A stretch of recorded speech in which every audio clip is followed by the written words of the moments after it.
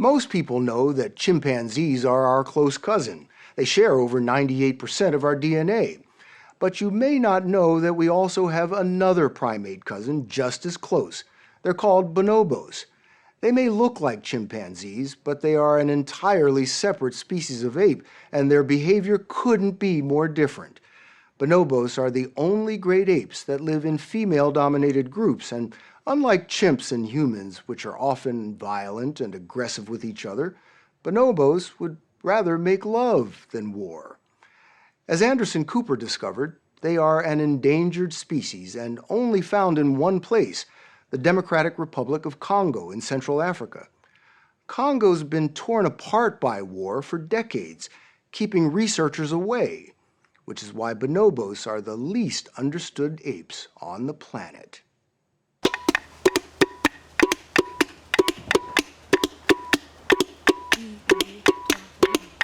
The world's only sanctuary for bonobos sits on the outskirts of Congo's capital, Kinshasa. It's called Lola Ya Bonobo, Bonobo Paradise. And for these endangered apes, that's exactly what it is. This refuge was created by conservationist Claudine Andre. She's Belgian-born, but has lived in Congo most of her life. If you ask her why she cares so much about bonobos, she'll tell you, just look into their eyes. The way they look in your eyes, deeply in your, it's just like they look in your soul. In your soul? Yeah. And it's rare that most primates don't maintain eye contact like that. Yeah, because don't try to do this with gorilla, you know. Right, it's a threatening gesture if you do it with a gorilla. Sure. But bonobos look right at you. Oh, yeah. Bonobos may have a brain that's a third the size of ours, but they're remarkably intelligent. Those high-pitched screeches are a sophisticated form of communication, and their gestures are unmistakable. Like chimpanzees, bonobos use tools in a wide variety of ways and are capable of abstract problem solving. She have a baby, so she cannot go deeply. So she's breaking the stick, actually. Yeah, she showed the stick is too short. Okay, so she got a longer stick. That's amazing. So she's using the stick to see how deep the water is. Yeah. Bonobos are unique among great apes because they're not dominated by males. And according to Brian Hare, a Duke University evolutionary anthropologist who studies them at Lola, it's the females who run the show. Here, if you try to be an alpha male, you will be, as the Congolese say, corrected by the females. Not just by one female, but by sort of an alliance of females. That's right. And one of the, bonobos really violate a rule of nature where usually if you're bigger, you're going to be dominant. But here, females are actually smaller. But they're still not dominated by males because they work together. What's more, bonobos have never been observed to kill each other. The same can't be said of chimpanzees or of humans, for that matter. Bonobos, on the other hand, they don't really have that darker side. So that's where they could really help us, is how could it be that a species that has a brain the third of the size of ours can do something that with all our technological prowess we can't accomplish, which is to not kill each other? The answer might be found in bonobos' favorite pastime. These apes have more sex, more often, in more ways, than any other primate on the planet. Their sexual contact is so frequent, Brian Hare refers to it as the bonobo handshake. It's not that they want to procreate or have kids. It's not that they even find each other attractive. It's just... No, it's a negotiation. And it's hardly surprising that many of these negotiations take place over food. Chimpanzees will fight each other over That's food. right. Bonobos won't necessarily fight each other over That's right. So basically, chimpanzees get primed for competition, testosterone increases. Bonobos, they get really stressed out. And if they feel like they're not going to be able to share, they get really anxious, and then that drives them to want to be reassured, and they then happen to have a bonobo handshake to feel better. And males will do that with females, males will do that with males, females will do that with females, doesn't matter, even the ages. Any combination, any age. It's an irony that this peace-loving primate is being hunted to extinction. Though it's illegal to kill or capture bonobos in Congo, that hasn't slowed their rapid decline. Forest animals are sold in bustling bushmeat markets for food. At the largest in Congo's capital, Kinshasa, you can buy monkeys, porcupines, even alligators, dead or alive. Bonobos aren't openly sold here anymore, but you can still buy them in many parts of Congo. Their orphaned babies often end up in the only place that can care for them. Lola ya bonobo. The babies arrive traumatized, often injured. Each is assigned a surrogate human mother, and their job is to raise the babies as their own, showering them with the love and attention the orphan apes so desperately need.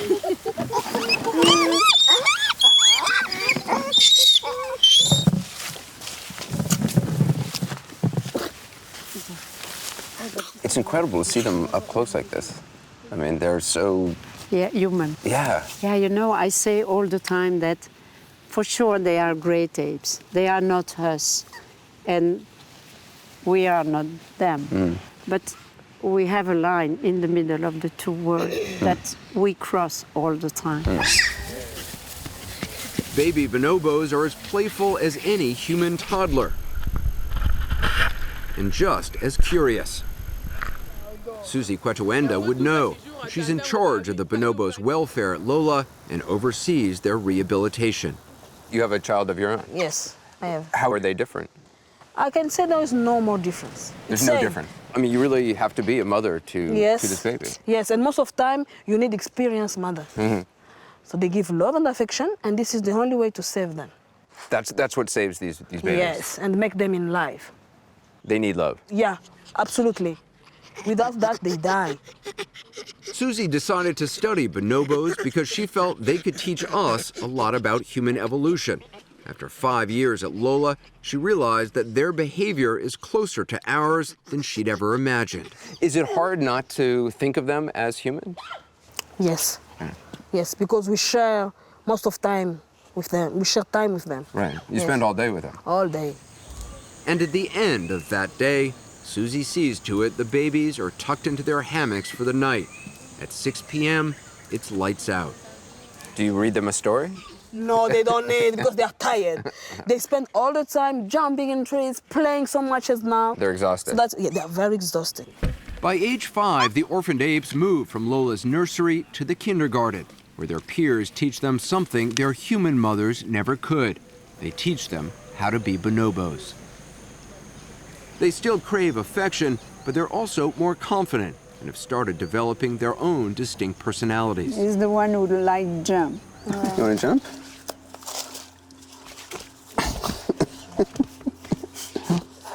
I can't work under these conditions. It's very hard to conduct an interview like this. Yes. Yeah. Claudine Andre came across her first bonobo 20 years ago. The country was racked by violence and on the verge of a brutal civil war. She volunteered to help at a local zoo, and that's when she saw a baby bonobo, though the zoo director warned her about getting too close. He said, don't put your heart in this animal. Yes, it's a bonobo. A bonobo. It was the first time for me I hear this word. And he say, they never survive in captivity. So he was warning you, don't fall in love with a bonobo because it's going to die. They don't. Yeah, but it was a sort of challenge. There are now more than 70 bonobos at Lola. Many of the original orphans have children of their own. But to save these primates from extinction, their numbers in the wild will have to grow. 6 years ago, the team from Lola decided to try to release some back into the forest. Nothing like it had ever been done with bonobos before. They handpicked 9 apes who they thought would do well on their own. They have to be able to get along in a group as Yeah. well as be strong themselves. It's just like you chose people to go in the moon. It's not quite the moon, but the site they found to release the bonobos is about as remote a place as you can find on the planet. It's a 3-hour flight deep into the wilderness of northern Congo, then a long, slow ride up the Lopori River in a dugout canoe. Life along the river hasn't changed much in centuries. Congo is one of the least developed countries in the world and has millions of acres of virtually untouched forest. It may look pristine, even peaceful, but many of the people who live in these parts have suffered from years of war. The wildlife here was decimated. So the bonobos disappeared from this area because of hunting, Yes, yes. for bushmeat. Yeah, And also during the war, soldiers would hunt here. yeah. We were taken to the spot where that first group of bonobos was released.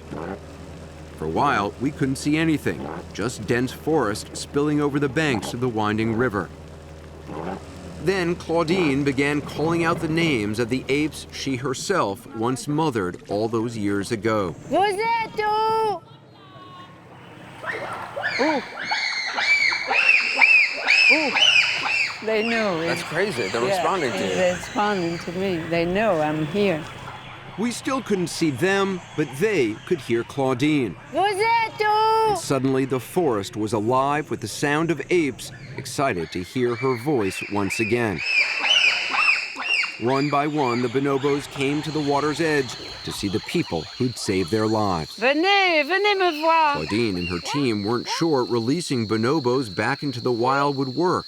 And although some had trouble adapting, most now seem to be thriving. Et tombé! That's a tumbe, the bonobo Claudine is perhaps most proud of. For 17 years, she was trapped in a tiny cage at a Kinshasa laboratory. Now she's the leader of the group. And she gave us a first baby born here. So it's my friend or my sister, Your family. my family. This is as close as Claudine allows herself to get. Now that they're wild, she doesn't want the bonobos to get used to humans ever again. Do you still find it thrilling when you suddenly see them after all this time? Oh yes, it's so nice for me. A so nice present to return to the wild and be free. This is what you dreamed of. Yes.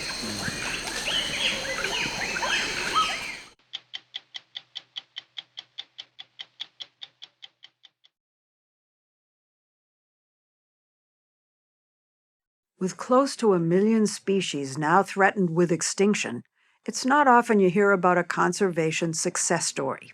But as we first reported in November, the mountain gorillas of the East African nation of Rwanda are just that. When American naturalist Dian Fossey moved to Rwanda half a century ago to study mountain gorillas, their numbers were dwindling down to just 254 individuals. But today, they're up to over 600, with another 400 in neighboring Uganda, the only great ape whose numbers are actually on the rise. How they've done it? A joint effort by scientists and government to save gorillas and help the human communities around them, with a key role played by tourists. These are the Virunga volcanoes, home to most of the world's mountain gorillas. Dian Fossey aptly called them gorillas in the mist. But when the mist lifts, they are gorillas in the sun, doing what mountain gorillas do: eat, rest, eat some more, and snuggle. When you look in the eyes of a gorilla, you see a kindred spirit looking back at you. They are so much like us. They have friends, they have enemies, they love to play, they love to eat, they love to nap. They are incredible moms and incredible dads. So we're gonna pull this one out. Primatologist Tara Stowinski heads the Dian Fossey Gorilla Fund, a nonprofit research and conservation organization that grew out of Fossey's work. How many years did she live up here alone? She was in the forest for 18 years. Fossey was sent to Rwanda in 1967 by famed anthropologist Louis Leakey, who had also sent Jane Goodall to Tanzania to study chimps. The people in the region, they gave her a nickname, Niria Matchabiri, which meant woman that lives alone in the forest. I'm sure they wondered, like, what was she doing up there? Strange woman living up in the mountains. Strange woman, and very tall. She was 6 foot. This is actually from 1969. What she was doing, as Stowinski showed us, was observing gorillas for hours a day. What she would do each night is come back and type up all of her notes. There is some soft pig grunting heard from the silverback, and gas is released.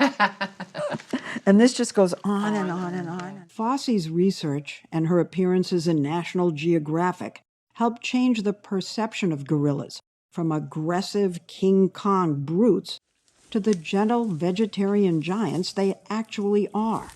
But gorillas back then were under assault. Why were there poachers?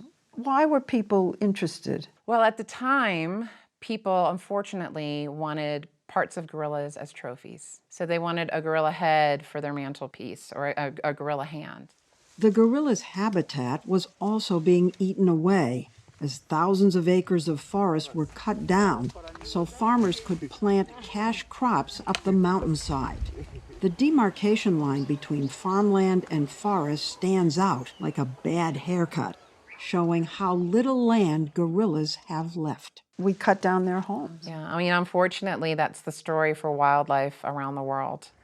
But here, that story is getting a rewrite, and the new version starts at Volcanoes National Park headquarters every morning, where tourists gather to trek to see gorillas, led by expert guides. They can live up to 45 years. The Rwandan government regulates the visits, no more than 8 people per group for just 1 hour with the gorillas, with precautions taken to protect them from human illness.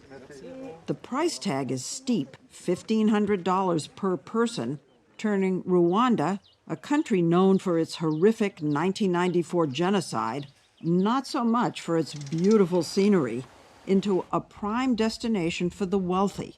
Some of the most luxurious hotels in the world have opened here, generating tens of millions in tourism revenue. Other countries have diamonds, oil. Would you say that gorillas are the most important natural resource of this whole country? Definitely. Definitely. Yeah, it's one of, if not the top source of foreign revenue is tourism to see the gorillas. For the whole country? For the whole country.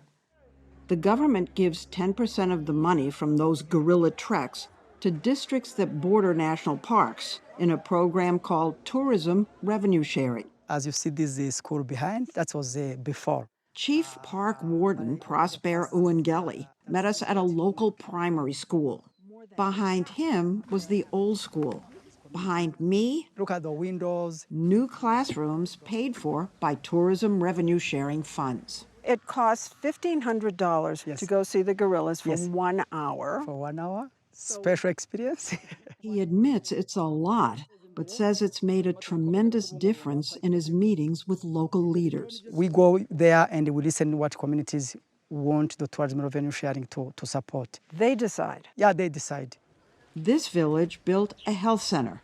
This one, new housing with water tanks and electricity. Here, a new marketplace. The 10% gives communities up to $650,000 US a year. Good morning. Uwangeli divides his time between greeting tourists, managing his rangers, and traveling around these villages, talking, cajoling, and celebrating what tourism revenue has achieved. A few years back, this community chose to get milking cows, which have since had calves, so the cows are now being given to new needy families. And those colorful striped sweaters? They're a product of tourism revenue sharing too. One year, this community used its funds to buy knitting machines. A lot of the guides, porters, come from these communities. From these communities, and some of them are former poachers themselves. No. Yeah. Some of the porters and guides were poachers. Or come from poacher families. So has all poaching of gorillas stopped? Yeah, in Rwanda, yes. Confidently, yes. But gorillas can still get caught in snares set for smaller animals, like antelopes. So the Fosse Fund dispatches a small army of trackers every morning, 365 days a year. We go out into the forest. We know every gorilla and all of the families that we monitor. We check and make sure every one of them is okay. If one looks ill, we'll notify the veterinarians. And we call this extreme conservation. It could also be called an extreme workout. Oh boy. We set off on a gorilla trek with Stowinski, Uwangeli, and a team of porters. Visiting mountain gorillas is no walk in the park. It's an uphill hike for more than an hour. at an altitude of 8,000 feet through that farmland that once belonged to the gorillas. Can we stop here? Just to get to the park. Are you out of breath? Yes. Or is it just me? Then, just as we reach the park border, Oh my goodness gracious, I can't believe it. a silverback, used to seeing tourists, sat calmly eating, He's right here. Yeah, come. unfazed by our gawking and pointing. Uwengeli told us he's an adult male named Lisanga. Fosse Fund Country Director Felix Ndidijimana taught us how to signal that we come in peace. Oh, that's very good.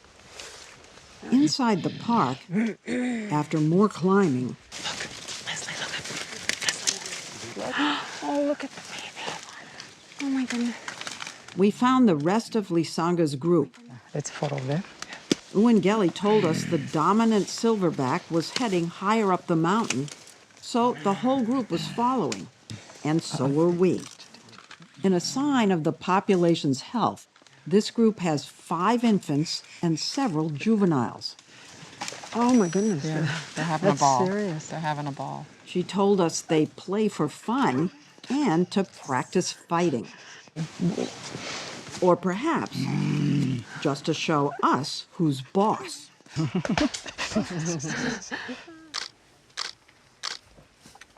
Near us in the forest, it sounded like a silverback photo shoot was going on. But Fosse Fund research assistant Nadia Nionize wasn't snapping ordinary pictures. She was using a technique called photogrammetry to get better measurements of gorilla size They're 4 centimeters in between each. by beaming lasers onto the gorilla's body and head, which it doesn't feel. Oh, I see it. Back at the office, she uses the dots to make precise calculations of their size. Science remains the heart of the Fosse Fund's mission. They have the largest collection anywhere of gorilla skeletons, where scientists from around the world come to do research. Just sort of taking pieces out and pulling it like that. And a gorilla poop lab You gather their poop? It's like a treasure trove of information for us.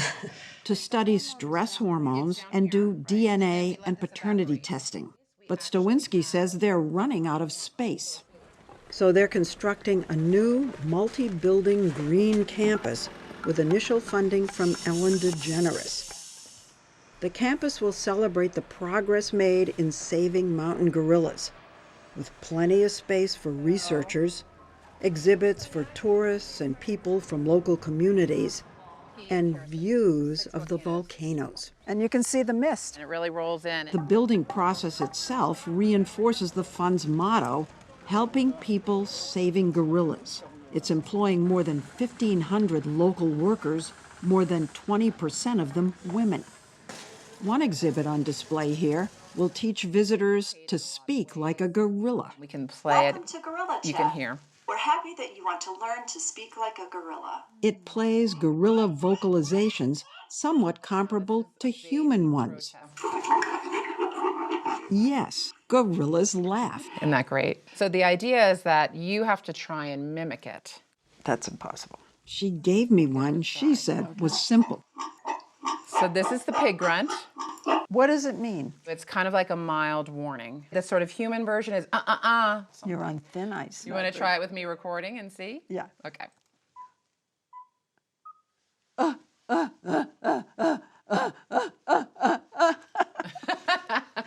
Try again. I did such a bad job. It's hard. So fun. It won't it be fun though? Stowinski wants school kids to come and be inspired to solve the next set of problems, increasing numbers of gorillas inhabiting a fixed amount of space. As the population has increased but the habitat hasn't, it is putting more pressure on the gorillas. And so the government is looking to try and expand the park so that there will be more space so that population can continue to grow. There are plans to expand the park by 23% and relocate communities to what the government calls model villages like this one, with electricity and brand new schools, trying to make park expansion another win-win for gorillas and their human neighbors. It's a success story. It is a success story, definitely, but we say it's a fragile success because there are so few of them left and there are still so many threats. But for now, the news is good. Last year, 33 new baby gorillas were born here. Wow, I mean, you can't have enough of telling those stories of gorillas when you look at the moms carrying the babies. Do you know that when you talk about gorillas, your face completely lights up? I know about it. But much of the smile comes from what they are helping us to achieve. That's really the best way we can serve the next generation of kids, gorillas. Oh my goodness. And people.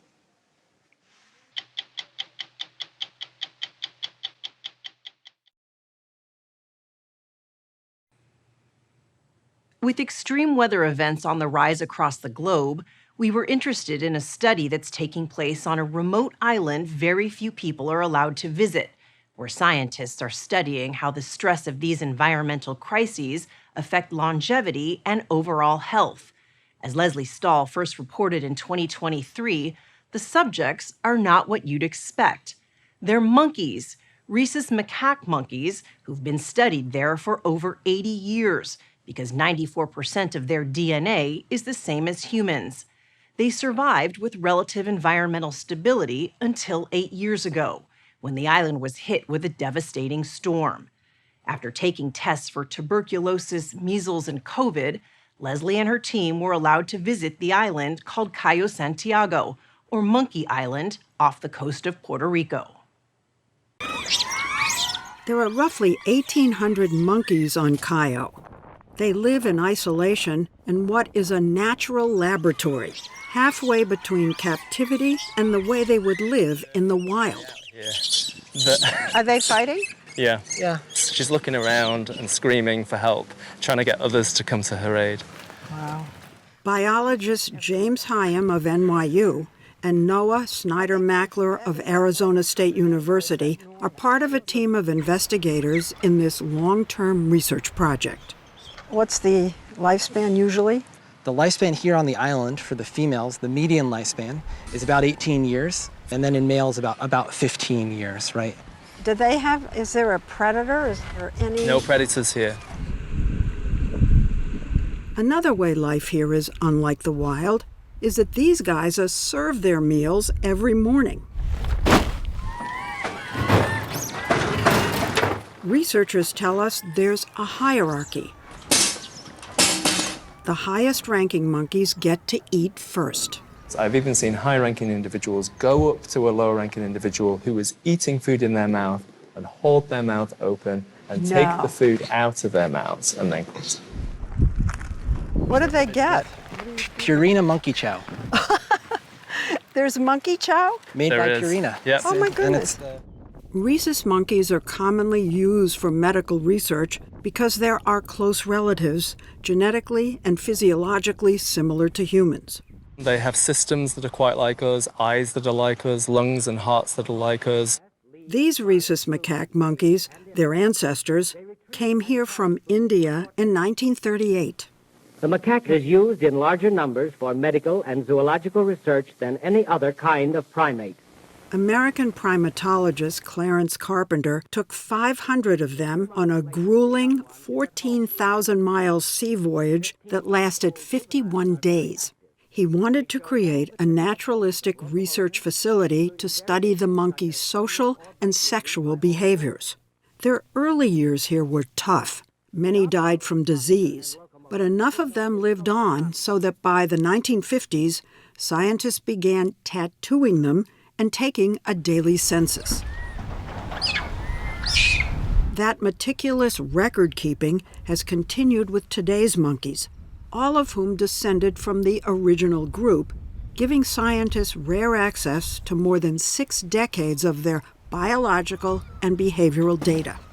One of the things they learned is that they're highly adaptable, acclimating quickly to the island. They also learn that they can be quite aggressive, especially around food and during the mating season. Are these monkeys intelligent? Sure, they're pretty intelligent. You know, they're socially intelligent. How similar to us are they in how they live? They form really strong social relationships with their best friends and their family members. They have best friends? Some close friends, some best friends, right? Rhesus monkeys live in female-led societies. Mothers, daughters, aunts, and grandmothers stick together in groups, while the males leave when they reach maturity and join other troops for breeding. Few people know the troop tensions and allegiances better than research assistants Daniel Phillips and Josue Negron, who've worked on Cayo for years. They arrive every morning by boat at 7 a.m., and for the next 7 hours, they document things like aggression, grooming, vigilance, and feeding. Do you ever get to know individuals? In other words, you know, that monkey versus that one? Yeah. Yeah, we need to recognize them right away because I need to know, like, who is interacting with who, how they, like, groom each other or attack each other. And how can you tell the difference? What are the characteristics that you see? You can see the differences on even how they walk, how they move. Their even faces have differences. In other words, their faces become as ordinary in a way to your eyes as human faces. Yes. Yeah. You'll recognize even families. Exactly. Right? Like, your face is familiar, you should be the son of this female. Everything changed for the research and the monkeys when Hurricane Maria slammed into Puerto Rico in September 2017. 155-mile-an-hour winds smashed into homes and office buildings, destroying everything in sight, including the power grid and communication systems. Nearly 3,000 people died. There was no way for the team to get to Monkey Island. Angelina Ruiz-Lambides, the then scientific director of Cayo, 7 months pregnant at the time, sheltered in her home outside of San Juan with her husband and 2 young children. You thought the monkeys were all going to die? We thought that the monkeys were going to die. James Hyam and Noah Snyder-Mackler couldn't get any news about their colleagues or the monkeys. So 2 days after the storm, the team came up with an idea. And you hired a helicopter? We hired a helicopter. They enlisted the pilot to fly over Cayo and do a survey. And they had a list of questions. Can he see any monkeys? Are they alive? What is the status of the vegetation? Are there standing pools of water that they might be able to drink? Angelina, who had decided to go up with the pilot, was horrified. This is footage she shot from the helicopter. I see this destruction, like 80 plus years of work completely flattened. This is Cayo before the hurricane, with a dense canopy of trees and lush foliage. This is after. A green oasis turned brown, buried in dead branches. The island lost 2/3 of its vegetation.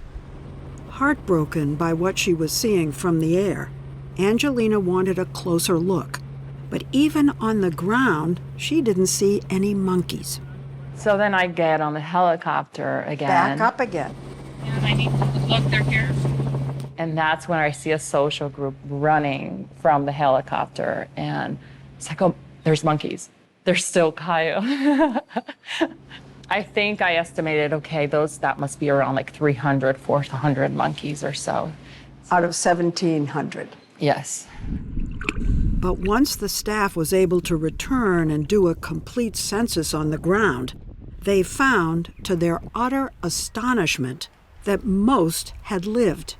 They estimated just about 50 had died. And you're thinking, how could they survive this? How could they? How could they survive this? It's still a mystery. What did the monkeys do to ride out the storm? Where did they shelter from the wind? And what did they eat? So one of the big questions is, without being fed, how were they nourished?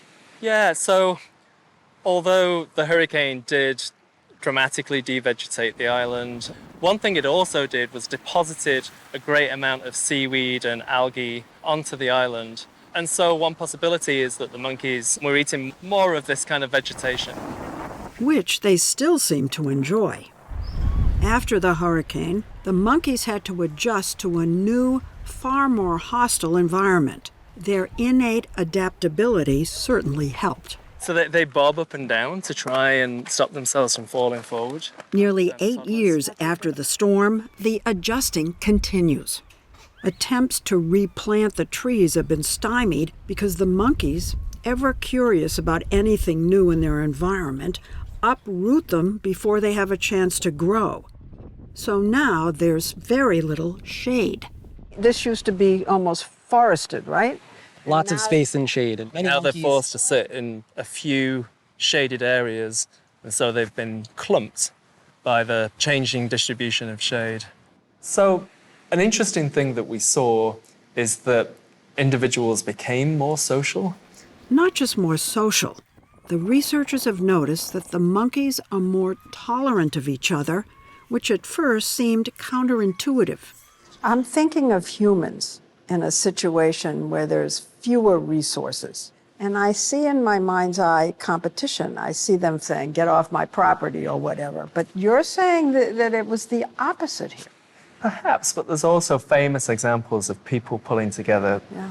So I think it can go both ways. We're capable of great greed and competition and cruelty, but humans are also capable of great kindness and compassion and friendship and generosity. And that kind of duality exists in rhesus macaque societies too.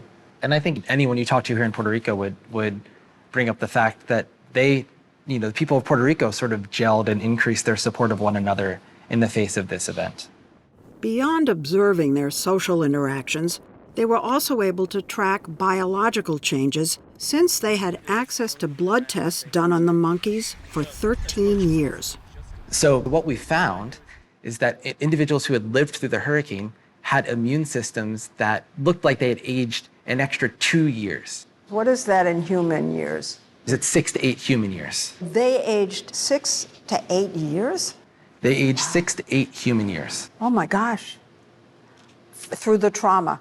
That was on average. That's the work that we're trying to do right now, is what makes some of these individuals more resilient to the hurricane, right? Is the hypothesis that it has something to do with friendships?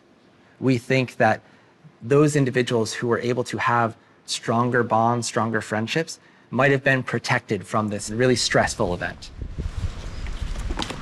The hurricane opened all new avenues of their research, with questions such as what predicts who survives a catastrophe like an earthquake or a hurricane, and how quickly they recover. So when you step back and look at your study in terms of climate-related trauma or any kind of trauma, are you expecting to find answers for survivability in these situations for human beings? Given the strong similarity between these primates, these monkeys, and us, we know that a lot of the work that we're doing and the things that they might do to be more resilient to this might be translatable to humans, to us, and might provide ways for us to intervene and help buffer against the negative effects of these traumatic events.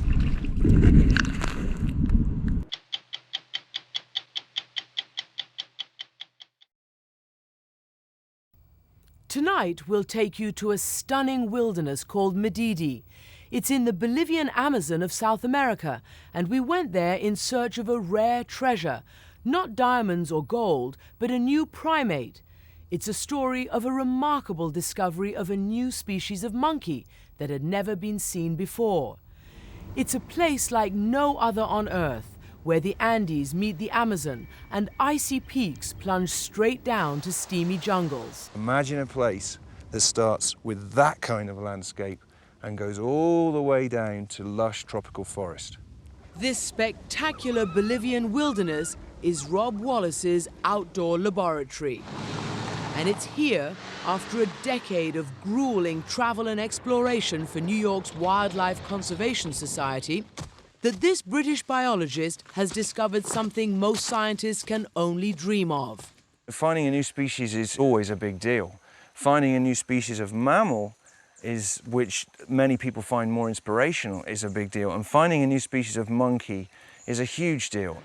We asked Wallace to lead us to the monkeys on a trip that quickly turned into a remarkable adventure. Oopla! Dropping through 5 different climate zones, we spotted some of the most amazing animals on Earth, like the world's biggest flying creature, with a 10-foot wingspan. That was an Andean condor, a huge, much bigger than I can make with my hands, much bigger. Our final destination was the largely unexplored national park called Madidi. Just in the distance there on that third ridge, those are the cloud forests of Madidi National Park. From here, and for more than 100 miles further on, only wild rivers cut through Madidi's jungles and gorges. It's just completely empty. Yeah. I feel like we're the only people on Earth here. But it's not the scenery that makes Madidi so extraordinary. Although it's only the size of New Jersey, Wallace believes that in terms of animal life, Madidi may be the richest place on Earth. What sort of wildlife are there in these ridges here? It's a really good place to see otters and tapir. Cayman, which are South American crocodiles, and capybara, which are large rodents. They're the largest rodent in the world. Look at that. It's kind of cute. Madidi is the most biologically diverse park in the world. If we think about birds, we estimate that maybe eventually there'll be 1,100 species of birds actually in the park. And that's more species than there are in the whole of North America, for example. In the whole of North America? Yeah. So that makes Madidi very special. As we push even further into the wilderness, the river gets dangerously shallow. We might have to get out and push a bit. Get out and push? Yeah. Ladies as well? No. The Bolivian park rangers try their best to sound out the hidden dangers, but they can't avoid every obstacle. Oh, we hit the bottom. Here we go, we gotta push the boat. Hours of weaving up the Tweetchie River finally gets us to the wilderness trail that we've been looking for. So this is where we say goodbye to the Tweetchie. Yep. And begin the trek. And begin the trek. Hopla! There we go. Ahead lay miles of almost impenetrable jungle. It is water and mud and disgusting. And just the way the wild pigs like it. A loud clicking sound is our first clue they may be in the area. That's them clicking their jaws, which is like a warning sign. So they know something's up there beginning to smell us. The noises that we hear, the sort of clacking of the jaws, comes from breaking these tough nuts, palm nuts, because they've got great big teeth. Mm-hmm. We've seen herds of 250, 300 animals. Can we get stampeded? Theoretically, yeah. Not only is it theoretically possible to be stampeded, but that's exactly what happened.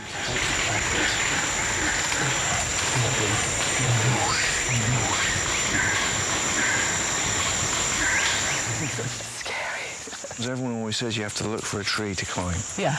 But so far, we've always been okay. Hours later, we finally stumble into Wallace's research station, near where he found the new monkey.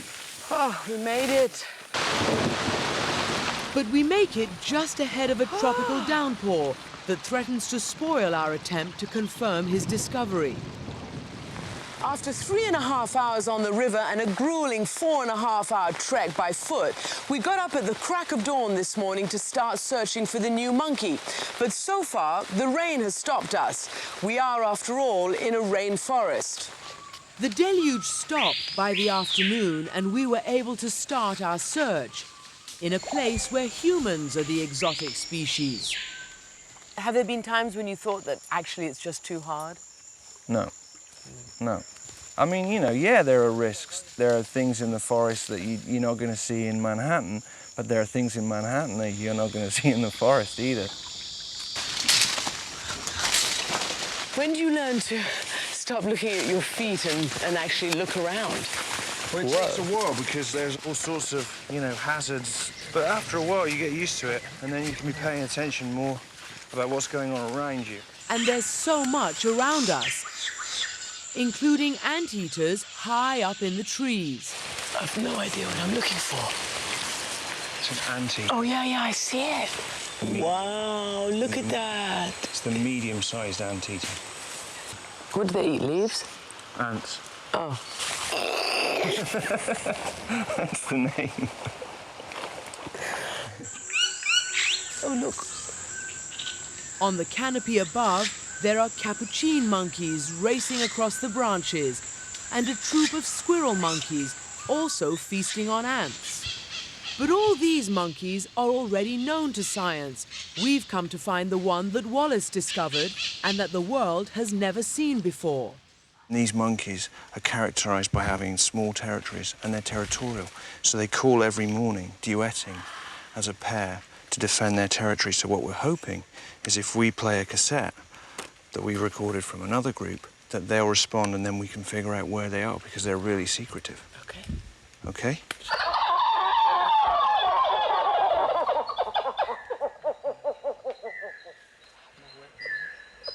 But all we hear is the tape.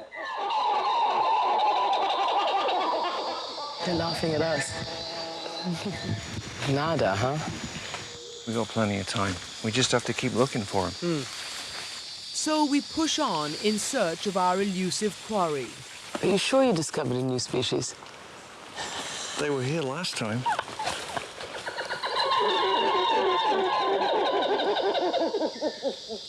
At long last, the monkeys answer back. It was our first sighting of the new species, and it wasn't disappointing. There he is. What we saw was a cuddly ball of red and gold fur. It's exciting, isn't it? Yeah. So this is a monogamous pair that are duetting now in response to our music. And that's set off another pair over here. Among the things that makes this new monkey unique is that they mate for life, and it's the males that carry around and shelter their young. So they're good dads, are they good husbands? Yeah, well, I think so, yeah. Sometimes you can see them entwining their tails, and when they duet, they're sat right next to each other. So they're very close and affectionate. Yeah. It's really remarkable. They are very good looking. They're beautiful little monkeys. You know, they're a bit like a teddy bear kind of thing. And you're sure that this is a new species? Yeah, absolutely. Why? The main characteristic is this golden crown colour.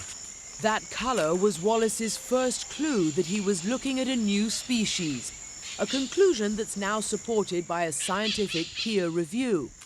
The only thing missing is a name for the new monkey. How important is this new monkey to the broad piece of science? Any new discovery has potential, and it's important that we know what animals are existing, what plants are existing in these places, so that we can make sure that they're conserved for future generations. It's not every day that a bloke discovers a new species, for heaven's sake. No. I actually am a primatologist. To find a new species of monkey, it's a dream come true. Now, you could, as the discoverer, have named it after yourself. Not really. No? It's not really considered to be the done thing. It's bad form? It's bad form. We could have chosen the name. It can be a Latin description of some feature of the animals. For instance? Well, you know, it could be... Crownus goldenus. Yeah, something like that. Monkeyus. Yeah. Instead, Wallace wants to do something that's never been tried before. He'll auction off the right to name this monkey to the highest bidder. So let's say, I don't know, the CEO of Coca-Cola or Nike or something wants to bid for this name. What are people going to say? Are they going to accuse you of crass commercialism? If I can help generate some funding, some significant funding, to make sure that Madidi works, then as far as I'm concerned, that's an easy decision for me to make. What Madidi needs to make it work is a park management plan that'll protect its future. And that will take money. Money that Wallace hopes to raise in the auction. So how much will it be worth to name the little monkey that was found here in Madidi? Well, Rob Wallace and the Bolivian park authorities hope that the promise of scientific immortality will bring a high price. There are all sorts of economical and ecological reasons why protected areas are really important. But I think most importantly, these places are inspirational. Oh my goodness. Are you going to climb up there? I guess. You've got to be kidding. It's 110 feet straight up to the top of the forest canopy. We hoisted our camera up to capture the incredible view. And it's a scene that never fails to impress. Rob, what's it like up there? It's a great view. I can see a couple of macaws flying. The colours, fantastic. Oh my goodness. As they descend, you can see the color. Wow! Look at that red and orange caught by the sun. Just see the whole brilliant rainbow color. Oh, look at that. That is cool. Yeah.